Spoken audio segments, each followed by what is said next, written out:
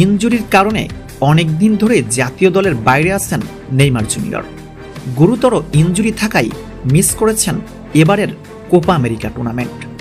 নতুন coach Dorival junior দলে ডাকেননি বর্তমান ব্রাজিল দলের সবথেকে সফলতম স্ট্রাইকার রিসার্লিসনকে।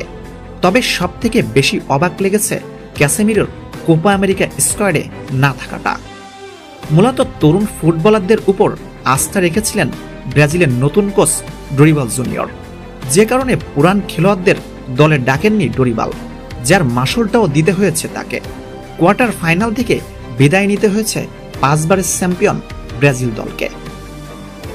কোচ ডরিবাল জুনিয়র নিজেই এবার নিশ্চিত করেছেন আর তরুণদের উপর ভরসা রাখতে চাচ্ছেন না তিনি, যে কারণে আগের বেশ কিছু খেলোয়াড়কে দলে যুক্ত করার ইঙ্গিত দিয়েছেন।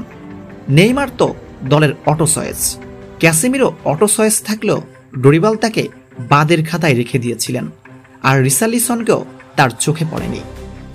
তবে এবার নেইমার জুনিয়র, ক্যাসেমিরো এবং রিসার্লিসন 3 তারকাকেই একসাথে দলে ডাকার ইঙ্গিত দিয়েছেন ব্রাজিলের বর্তমান কোচ ডরিবাল জুনিয়র।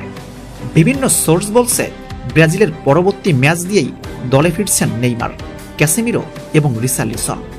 তার মানে আরও একবার হলুদ জার্সিতে খেলতে দেখা যাবে ব্রাজিলের সেরা এই 3 ফুটবলারকে।